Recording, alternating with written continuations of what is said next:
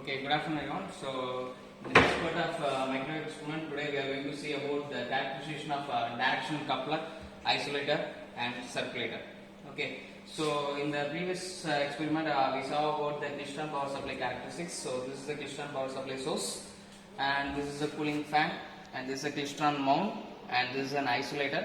Okay, so followed by an variable attenuator and then a frequency meter, and finally we are having a detector mode.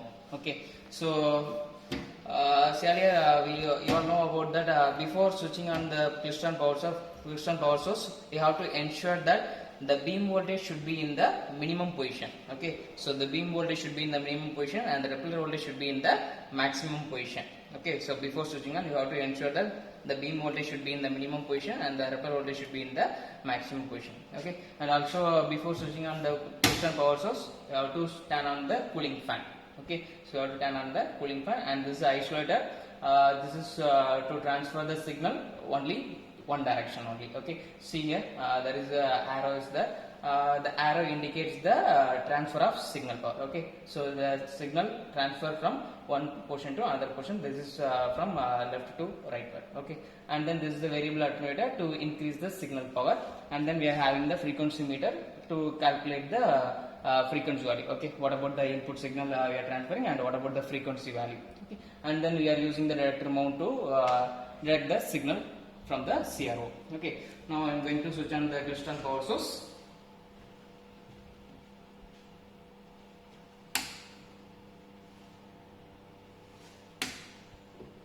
Okay, so before switching on the Directional power source, you have to ensure that the repeller voltage should be in the maximum position and the beam voltage should be in the minimum position. Okay, now what I am going to mean, so I am going to get the signal at the CRO. I am going to increase the repeller voltage, beam voltage, sorry, I am going to increase the beam voltage, get the signal power at the CRO. I need to set the beam voltage at 250 something. Okay, so எப்படி ஒரு audio ஸ்லேட்ல ஒரு 1 kHz அந்த மாதிரி set பண்றீங்களா, அதே மாதிரி இங்க வந்து பீம் வோல்டேஜ் வந்து நம்ம ஒரு 250 கிட்ட செட் பண்ணிக்கோங்க. சரியா, ஸோ 250 கிட்ட செட் பண்ணிட்டு அதுக்கப்புறம் நம்ம இந்த ரெப்பலர் வோல்டேஜை கொஞ்சம் கொஞ்சமா அட்ஜஸ்ட் பண்ணீங்கன்னா you will get the output at CRO. Okay, கிடைக்குதாமா? எஸ். ஓகே, ஸோ பீம் வோல்டேஜை ஒரு 250 கிட்ட ரேஞ்ச் செட் பண்ணிக்கோங்க.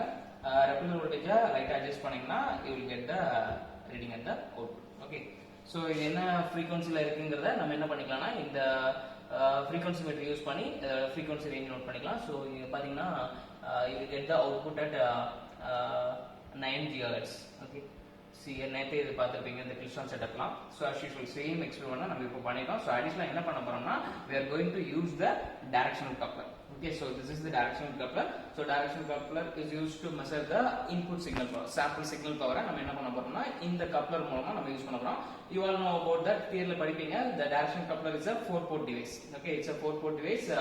See the port, see here. So this is a port 1 and then this is a port 2.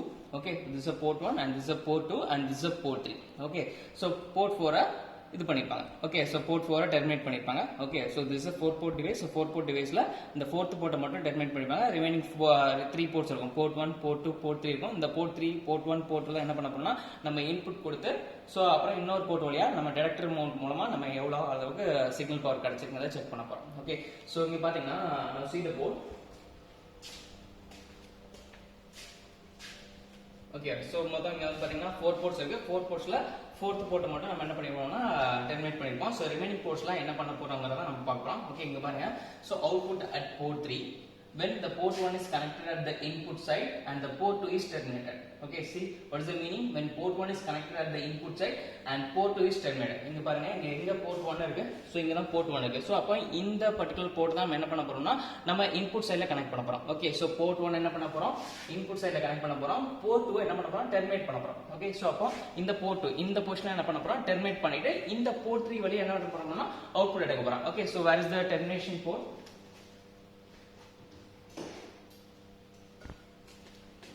See here. So this is the termination port. Okay, so this is the termination port and this is the director mode. Okay, so இப்போ இங்க என்ன போட்டுருக்காங்க பாருங்க. So port 1 inputல connect பண்ணலாம். port 1 connect input side. Okay, so இந்த input sideல இந்த board connect பண்ண போறேன். Okay, so port 2 என்ன பண்ண போறேன், terminate பண்ண போறேன். See here the port 2 is terminated. So port 2 இதான் termination port. Okay, so இத வச்சு நான் என்ன பண்ணுவேன், terminate பண்ணிடுவேன். Okay, so ப்ராப்பரா சிக்னல் கிடைக்கும்னா ஸோ 4 சைட்லையும் ஸ்க்ரூ வச்சு கனெக்ட் பண்ணலாம். ஓகே, ஸோ போர்ட் 2 என்ன பண்ணேன், டெர்மினேட் பண்ணிருக்கேன். இதுதான் வந்து போர்ட் 3. இதுதான் வந்து போர்ட் 3. இந்த போர்ட் 3 என்ன பண்ண போறேன், டெர்மினேஷன் சாரி இந்த போர்ட்ல டிடெக்டர் மவுண்ட் யூஸ் பண்றேன். யூஸ் பண்ணி இந்த மூலமா என்ன சிக்னல் பவர் கிடைச்சிருந்ததை நான் செக் பண்ண போறேன். Okay, so this is the first part. அடுத்த நெக்ஸ்ட் பார்ட் பாருங்க, port 2 output at port 2. So port 2ல என்ன பண்ண போறேன், அவுட்புட் போர்ட் எடுக்க போறேன். ஓகே, ஸோ இதுல நான் என்ன பண்ண போறேன், டிடெக்டர் மவுண்ட் யூஸ் பண்ண போறேன். ஸோ இனிஷியலா என்ன பண்ணீங்க, போர்ட் 3 டிடெக்டர் மோட் யூஸ் பண்ணீங்க. சோ போர்ட் 2 டெர்மினேஷன் யூஸ் பண்ணீங்க, போர்ட் 2 டெர்மினேட் பண்ணீங்க, போர்ட் 2 டெரெக்ட் பண்ணீங்க, சாரி போர்ட் 3 டிடெக்டர் மோட் மூலமா டெரெக்ட் பண்ணீங்க. சோ போர்ட் 1 இன்புட் சைடுல ஆக்ட் பண்ணு. ஓகே, அதே மாதிரி நெக்ஸ்ட் பார்ட்ல போர்ட் 1 இன்புட் ஆக்ட் ஆக போகுது. சோ இப்போ என்ன பண்ண போறாங்கன்னா போர்ட் 2 டிடெக்டர் மோட் மூலமா நம்ம என்ன சிக்னல் வருதுங்கறத செக் பண்ண போறோம். அதே at the same time port 3 நம்ம என்ன பண்ண போறோம், டெர்மினேட் பண்ண போறோம். ஓகே, சோ போர்ட் 3 டெர்மினேட் பண்றாங்க. இங்க போர்ட் 2 டிடெக்டர் மவுண்ட் மூலமா என்ன பவர் கிடைக்கும்னு பார்க்கறோம். So okay, so that is the output at port 2.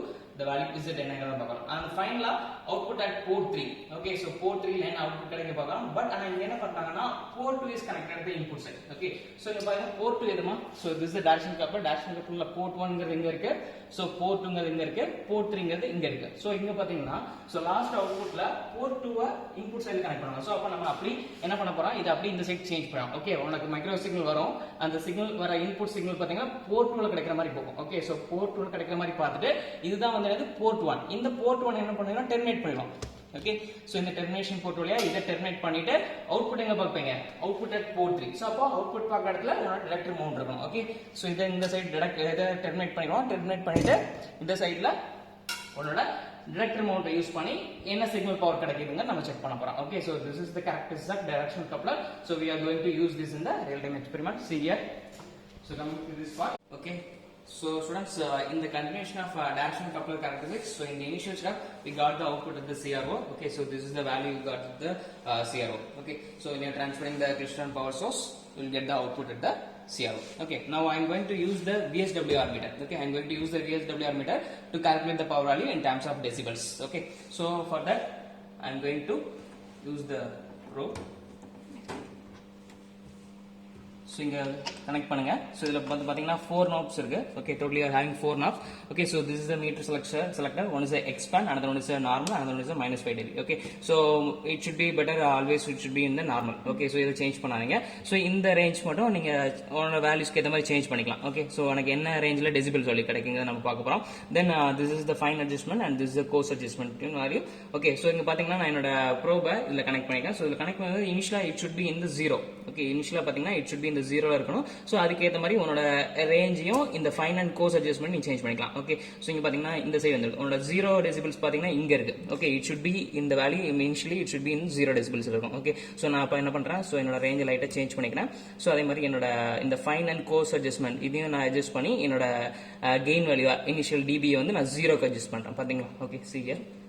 So இத ரொம்ப லைட்டா வேரி பண்ணுங்க. சோ வந்து ரொம்ப சேஞ்சஸ் வந்து இருக்கும். ஸோ இப்படி கொஞ்சம் கொஞ்சமாக அட்ஜஸ்ட் பண்ணி 0க்கு செட் பண்ணிங்க. சரியா?